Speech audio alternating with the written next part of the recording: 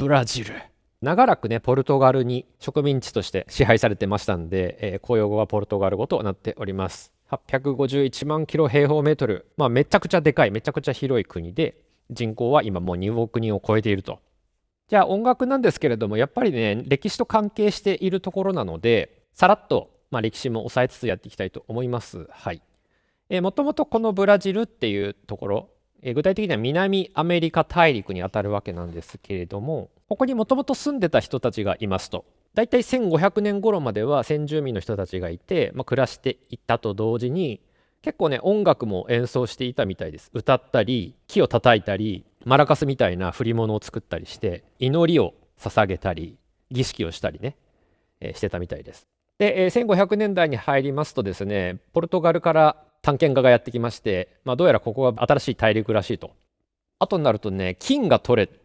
あとダイヤモンドが取れるっていうことで、結構資源が取れるぞっていうことでですね、ここを支配して、そういう資源を、ヨーロッパに持って帰ろう、ポルトガルに持って帰ろうと。ここがポルトガルの植民地化します。で、労働力として例によってですね、アフリカから黒人さんがたくさん連れてこられると。これでようやくね、話がつながってくるんですよ。先々月やったのが、コンゴっていうこの中央アフリカの国で、先月やったのがナイジェリアっていうですね、この西アフリカの国でございましたと。はい。この両方から連れてこられたっていうことで、やっぱりこの人たちの影響がめちゃくちゃ強いというところでございます。はい。アフリカの人たちの DNA プラス実際のその太鼓を叩くっていうカルチャーも入ってきたと。ミナスジェライスっていう地区があるんですけど、いわゆるゴールドラッシュというのが起きまして、金が取れるぞということが分かって、そこにね、ポルトガルの階級が高い人たちが移り住んだりとか、教会がたくさん建ったりしますと。で、そこでやっぱり音楽を演奏することが求められて、ムラートっていうですね、根血の人たちが演奏家として駆り出されて、ミナス・バロックっていうね、ブラジルにおけるクラシック音楽、バロック音楽が演奏されます。その後ですね、ポルトガルっていうのはフランスと仲違いしてっていうか、フランスが侵略してきて、そこから逃れるためにですね、ポルトガルの王族、王室がですね、そのまま逃げる形でブラジルに移り住みます。はい。で、もともとそのヨーロッパで行われていたようなサロン文化っていうのがあって、ここで社交界、いろいろこう情報交換をしたりとか、音楽を演奏したり楽しむみたいな、文化があるんだけど、それがね、ブラジルでも行われてました。これが結構ブラジル音楽に影響を与えております。はい、で1800年頃になりますとですね、ようやく奴隷制が廃止されまして、今まで労働力として働いてた黒人さんたちが、他のそのポルトガル人だったり根血の人たち、あるいは移民の人たちとこうだんだんこう混じっていくわけね。そこでそのアフリカのカルチャーとヨーロッパのカルチャーが混ざって、だんだんこうミクスチャーになっていく。音楽がこう複雑になってくる、多彩になってくるっていう感じです。すっごいざっくり言うと、もともといた先住民の人たちがいますね。先住民の人たちがやってた音楽があります。で、そこにポルトガルの人たちが来ました。ポルトガルの人たちが持ってきた音楽、主にクラシック音楽、バロック音楽ですね。があります。はい。あとは、奴隷として連れてこられた黒人さんたちがやった、太鼓のアンサンブルとか、踊りとか、宗教の儀式っていうものがあります。はい。それが、最初はそれぞれ別々のカルチャーだったんだけれども、だんだんこう溶けていく、混ざっていくというところで、最終的にはブラジル音楽っていうのはミクスチャーなのね。で、その混ざり方とかね、混ざり具合っていうのを楽しんでいただけたらいいかなと思います。はい。これは音楽の大枠ジャンルの名前が書いてありますと。ではまずはですね、先住民の音楽。今でもね、こういう先住民のカルチャーを再現する人たちっていうのがいて、そういうのがね、映像資料として残ってますので、ちょっと見ていきたいと。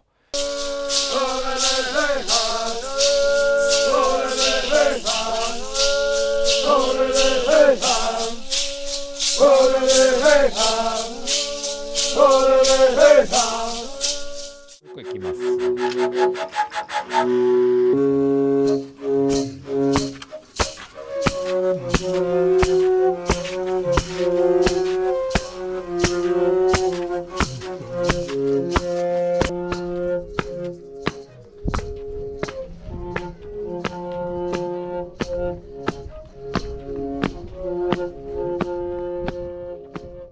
主に歌、それからいわゆるマラカスってあるじゃないですか。マラカス。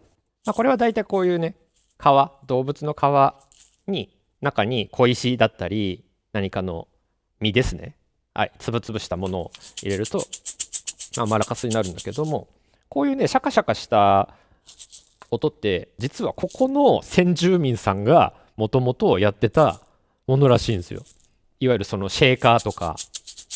こういう細かいシキシキした振り物に発展していったらしいですよ。ここがオリジナルなんですよ。あとはね、さっきの長い笛とか、結構笛がたくさん出てきますね、この人たちは。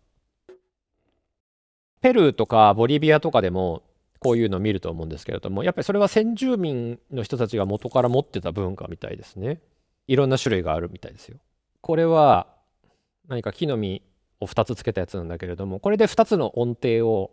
カンコンカンコン叩くものがあって、これがアゴゴっていうもの。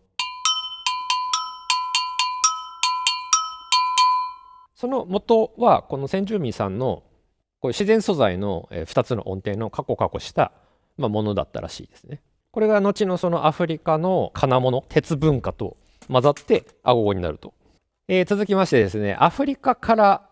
持ってきた文化、バトゥーキっていうのになります。はい、バトゥーキっていう単語自体はなんか叩くっていう太鼓叩くみたいな。主に、中央アフリカですね、アンゴラとかコンゴ、人種でいうとアフリカ人の中でもね、バントゥー族っていう人たちなんですけども、このバントゥー族さんがやってるカルチャー、覚えてますかね。コンゴでも基本的に太鼓を大人数で叩いて、歌ったり踊ったりしてたと思うんだけれども、割とその延長にあるという感じです。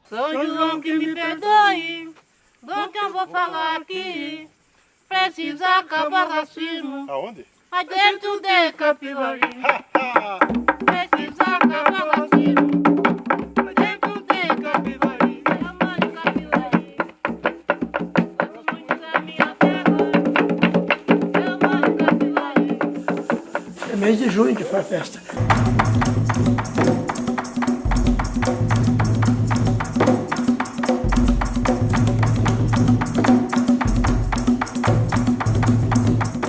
ゆっくりやるとタンタンタンタンタンタンタンタンタンタンタンタンっていう、これめっちゃ早くやってるっていう感じ。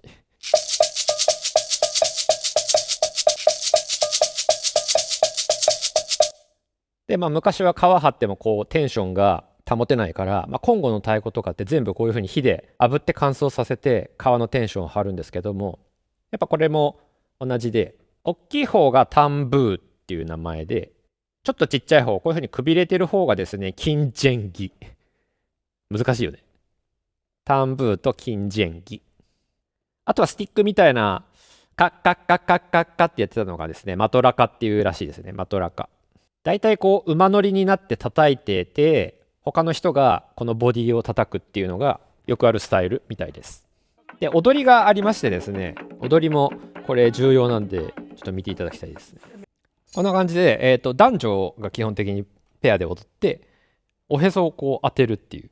大体の踊りそうなんですけど、これもセックスアピールらしいんですよね。ウンビガーダっていうのがこのへそを当てるっていうことの名前らしいんですけど、ざっくり言うとバントゥー族がやったやつで、太鼓を叩いてアンサンブルする、で踊る、へそをぶつける。これはもうちょっと後の時代になるんですけれども、同じバントゥー族のやったジョンゴっていうやつがあります。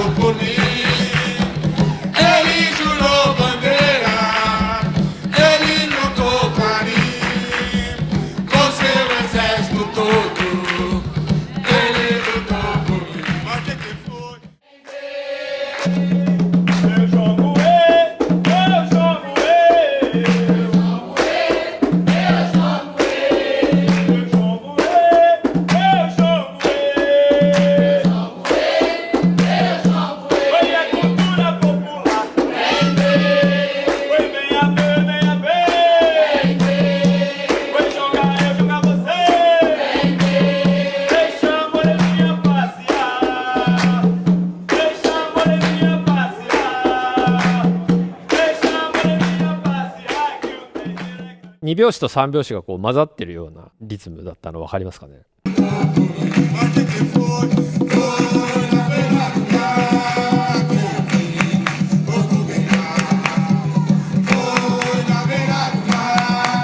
っていう感じで、アフリカ系はやっぱりこの3音で捉えられるようなリズムが必ず内在していると言っても過言ではない。ブラジルの音楽とかリズムって結構なまってるみたいな言われ方がすると思うんだけれども、それはこのアフリカ系のこういう3で捉えられる、緩やかなポリリズムがこう混ざってる。今見たのが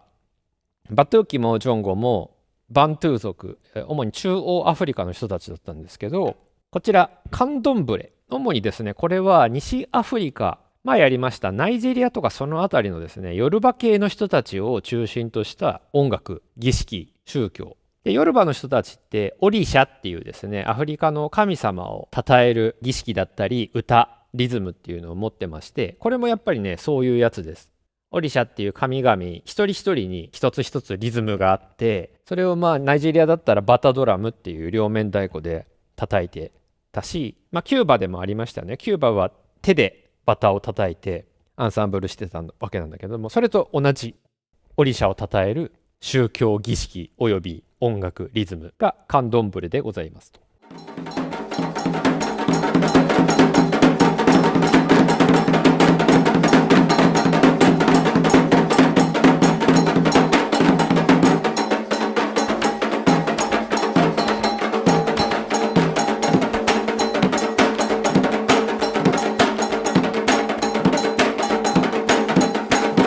出てきた太鼓がね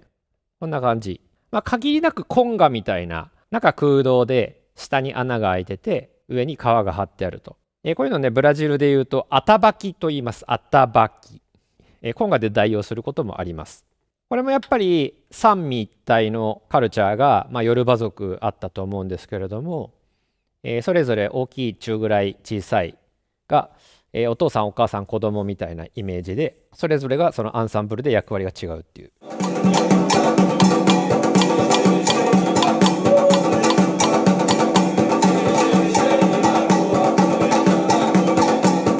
キューバでいうですねクラベってあったじゃないですか。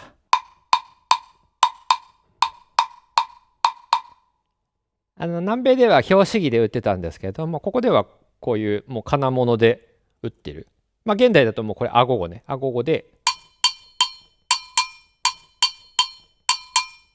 て売ってると。どっちもアフリカルーツなんで、やっぱここでもあるんだっていうか、これがそのままもうねサンバのアンサンブルのリズムになったり、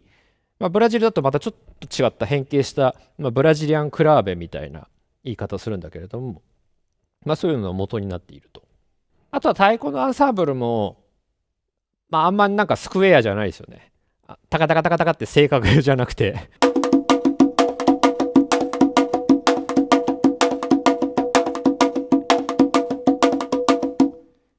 やっぱなんかこう3が混ざってるような、これがカンドンブレ。宗教音楽、宗教儀式の中の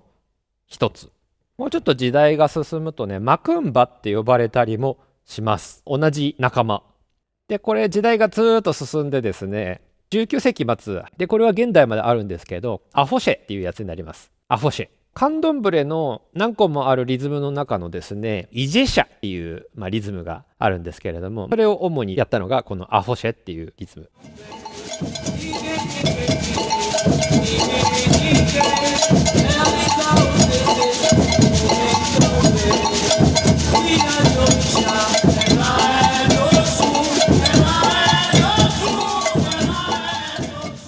アフォシェといえばシェケレが有名なんですけれども、シェケレもそのアフリカ、主にナイジェリア系のやつとキューバ系のやつとブラジル系のやつって微妙にこうキャラが違うんだけど、ブラジル系のやつっていうのはなんか私が見る限りこういう風にね、この間がギュッてなってる、隙間があんまりない、密集しているものが多い気がします。はい。ちょっとカバサ的っていうか、今まで主に室内でやってた宗教儀式を路上でやって、だんだんこう大人数になって最終的にカーニバルと結びついたっていうようなイメージですね。今のは系風でバトゥーキ、カンドンブレ、ジョンゴ、アホシェって見たんですけど、もう一個ね、カポエイラっていう。カポエイラは今でもあるんで、ご存知の方も多いんじゃないかと思うんだけれども、格闘技をやるのにですね、奴隷さんたちを雇ってる人たちは格闘技禁止って反乱されたら困るからそういうもう暴力禁止格闘技禁止ってお触れを出してたんだけど、それをかいくぐるためにですね、これはスポーツですっつって、これはなんなら音楽に合わせてるダンスですって言ってやったのがカポエイラっていうやつですね。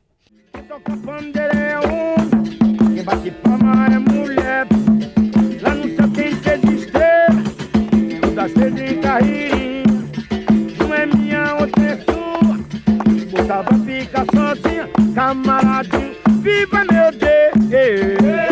viva meu Deus, camarada. Eu sou mandingueiro, camarada. Eu sou mandinga, camarada. Quem quer me vencer, camarada. Eu não pode ser, camarada. Eu galo cantor.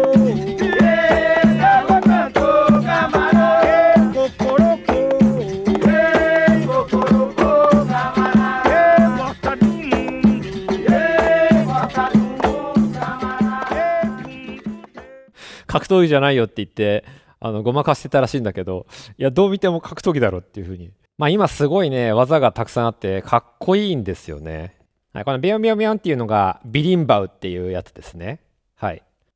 コンゴの特集の時にこんなやつ見ましたよね。これやっぱアフリカから来てる楽器ですね。じゃあ続きましてですね、カントジトラベーリョ、いわゆる農村部で畑作業とかいろいろ作業する時に歌う労働歌、もうこれは古くからありますし現代もあるらしいですね。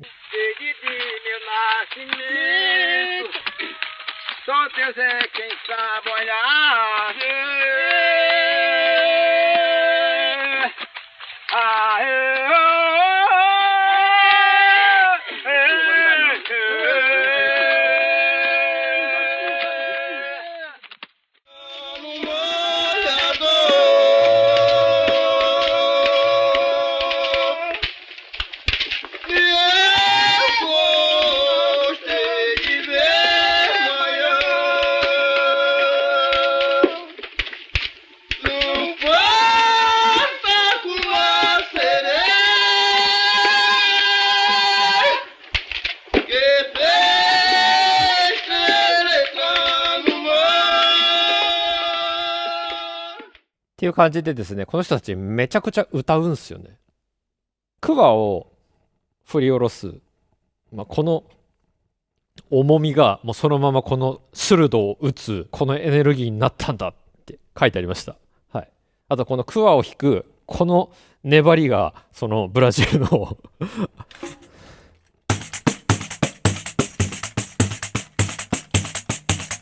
なんかこういううねりとか粘っこいリズムにつながってるんだっていうことらしいです。はい、そう言われたらそんな気もするし、そこまで関係あるのかどうかっていうのはちょっと断言しかねるんですけれども、こういうね労働歌もそこかしこで歌ってるみたいです。はい、ガラッと変わりましてですね、ポルトガルの人たちのカルチャーを見ていこうと思う。ムシカ・バロカ・ミネイラ、1600年末ミナス・ジェライスっていう地区で金脈が発見されて、そこでゴールドラッシュが起こる。ここにそのポルトガルの人たちがたくさん住んだり教会がたくさん建ったりしまして、ここで演奏される音楽家を求めてたわけですね。でそこで演奏されたのがさっき紹介したミナス・バロックっていう、演奏したのはですねポルトガルの人ではなくてムラートと呼ばれるもう根血の人たち。はい、もう演奏家もいなかったらしいんだけれども、そのムラートの人たちが頑張って演奏できるように教育を受けて、あるいは演奏技術を身につけて最終的にオーケストラみたいな編成で演奏することになりましたと。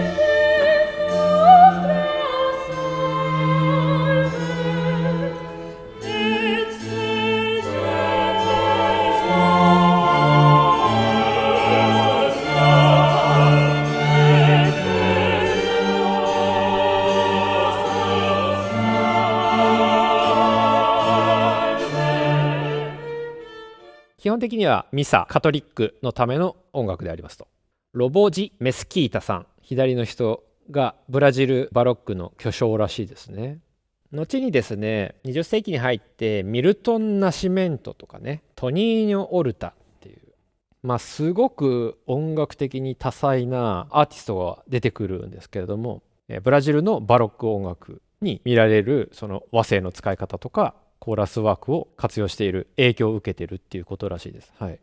だからこれも全く別ジャンルというよりかは最終的にね、ブラジル音楽の一つの要素としてちゃんとね輝くようにできております。はい。はい、この辺からアフリカンカルチャーとヨーロピアンカルチャーが混ざってきます。はい、最初ルンドゥと言います。ルンドゥ。主に最初は黒人さんたち、労働者の人たちが楽しんでた音楽だったんだけれども、だんだんですね、いわゆる上流階級、中流階級の人たちも取り入れるようになってくる。はい、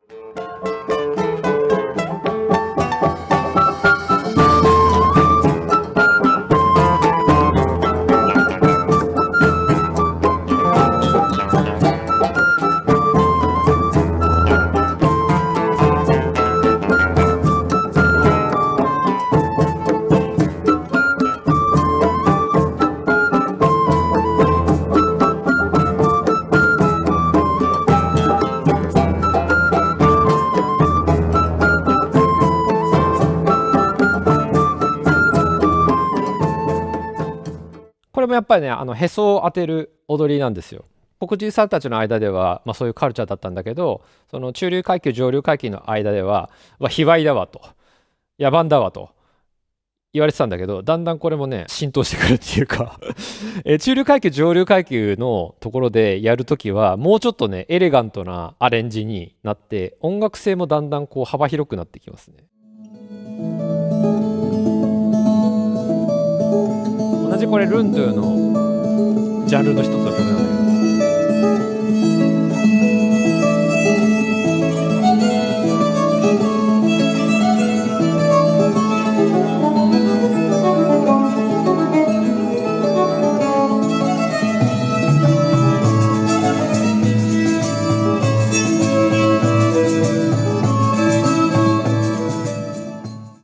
このルンドゥからね発展してきます。さらに踊りが激しくなって、いわゆるこれはねタンゴっていうジャンルに含まれるらしいんだけれど、ブラジルのタンゴとしてマシシっていうのが出てきます。特徴としてはポルカ、ルンドゥ、それからハバネラ、この辺がミックスされてきて、ブラジル風タンゴと呼ばれたマシシっていうのがありますと。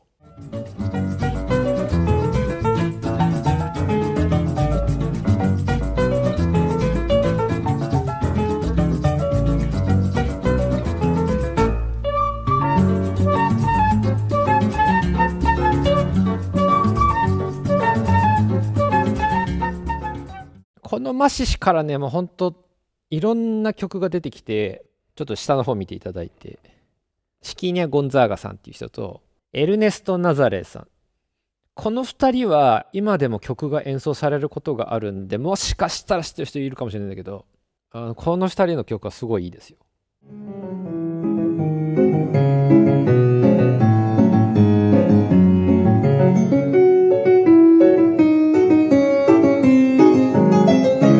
ベースね、ベースラインとかね、ドンドドンドドンドドンドドンドドンドドンみたいなあるじゃないですか。サンバキック的なやつ。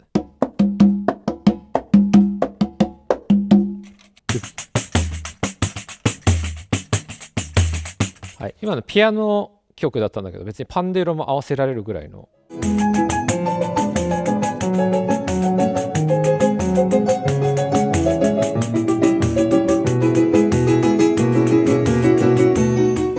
おしゃれだわ。はい、これナザレさんの曲でしたね。はい、アフリカっぽいリズムのシンコペーションプラスヨーロッパらしいこの和声の使い方、それから他のカリブ海のハバネラとかもいろいろ混ざってると。で独自のものができてますという感じです。はい、そこでようやくね小路来ました。パンデールやってる人だったら結構小路の曲を演奏することが多いんじゃないかと思うんだけれども、これは何かっていうと、さっきのルンドゥマシシからの流れ、ちょっとヨーロピアンな雰囲気なんだけどリズムがすごいグルービーみたいな曲で、特に器楽曲が多いです。インストゥルメンタルね。もともとね、なんか郵便配達の人とか公務員さんが空いた時間にこう演奏してたらしい。普通に仕事してる人なんだけど、めちゃくちゃ上手い人たちがジャムセッションみたいな感じで技巧を極めてたのがこの小路で、音楽的にすごいね、どんどんこう難しくなっていく。あと即興性がすごいね。はい。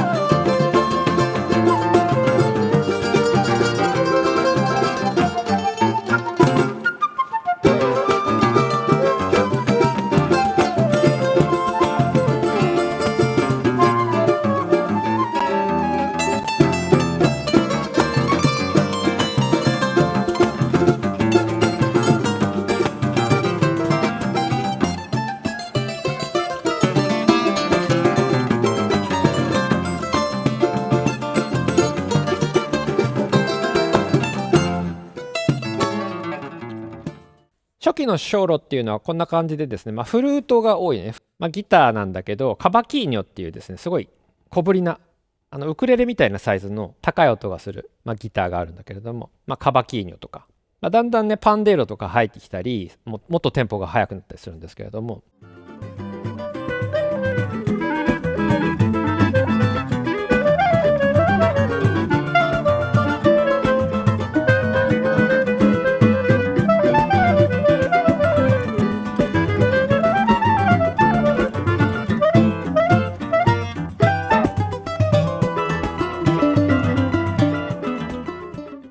これが小路でございますよ。いかがでしたでしょうか。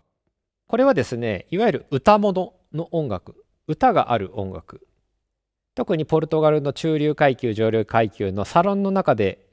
演奏された歌物ですね。モジーニャって読むらしいですね。モジーニャ。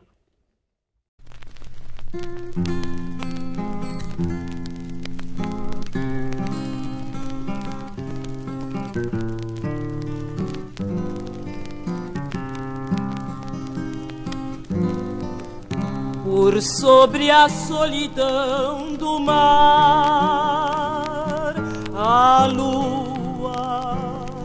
flutua e uma ternura singular palpita em cada coração. Só tu não vens trazer alívio ao trovador que vai tangendo apaixonado as cordas da triste lira que suspira desmaiando, suplicando teu amor. Eu te suplico, te imploro, te rogo, prostrado a teus pés. こちらがモジーニャでございます。基本的にはもう打楽器とか入らないで、ギターがメインですね。書いてあるようにですね、恋愛、純愛を歌う感傷的な曲が多いと。もしかしたらブラジル音楽と言われて、結構こっちのイメージを持ってる人もいるかもしれない。よく言うのはね、サウダージっていう言葉をすごくよく使うんですけど、日本語で言うと哀愁っていうことね。ブラジル音楽が持つこの悲憐さ、悲しみをこう抱えるみたいな、そういうサウダージ系の曲っていうのは実はこういうモジーニャっていうところから来ておりまして、モジーニャがサロンの中で演奏された音楽で、これがそのままねストリートに出て、ストリートの音楽家が演奏したのがセレスタって呼ばれるジャンルになります。はい。セレスタっていうのはこれはセレナーデっていう野草曲っていう意味の言葉らしいですね。Dos guizos falsos da alegria, andei cantando a minha fantasia sob as palmas febris dos corações.この雰囲気サウダージみたいなのはもうちょっと後になるとボサノバっていうのがもう一世を風靡するわけなんですけど、もうここから続いていくような系譜でありますと。キューバでいうとボレロみたいなありましたよね。はい。どこの国にもやっぱりこうちょっとゆったりささやく系の音楽あるのかななんてね。サンバ誕生前夜っていう感じなんだけれども、ストリートでね、太鼓を叩く人たちっていうのが出てきます。はい。これはね、ゼ・ペレイラ。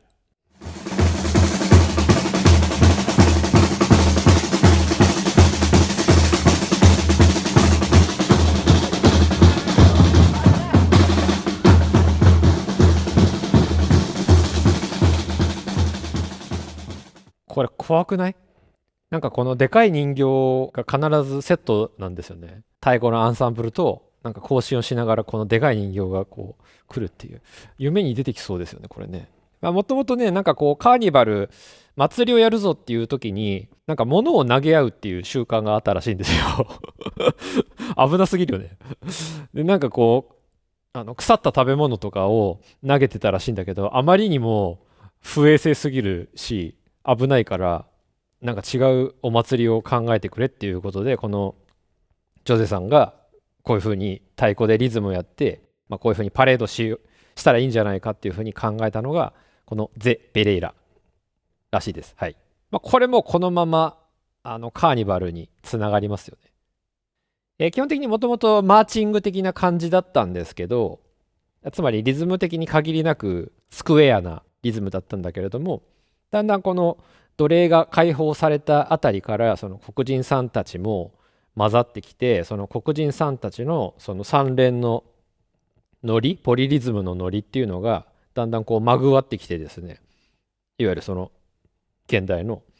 サンバのリズムノリになってくるっていうような感じです。はい。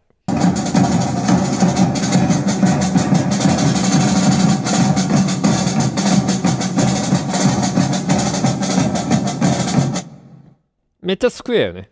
タッタカタッタカタッタカタッタカタッタカタッタカタッタカタッタカタッタカタッタカタッタカタッタカタッタカタッタカ。最後ストリート系、カーニバル系につながるゼ・ペレイラというのを紹介させていただきました。はい。長らくご清聴ありがとうございました。今回紹介したいのは以上です。改めてちょっとこの時代の流れを見てみるとですね、先住民がいまして植民地化してポルトガルの人が入ってくる、黒人さんたち入ってくる、でそれぞれがそれぞれの、音楽をやってたんだけど、だんだんこう混ざってくるというところですね。黒人さんたちは黒人さんたちで太鼓を中心とした音楽、それから雇用主に隠れてね格闘技の練習をしたカポエイラなんかやってたり、働きながら歌ってた労働歌なんかあったりしましたと。ポルトガルの人たちは主にサロンの中でね、楽しむようなバロック音楽だったり歌の曲だったんだけど、だんだんそのアフリカ系の人たちがやってる踊りとかなんか良さそうだなっていうことで、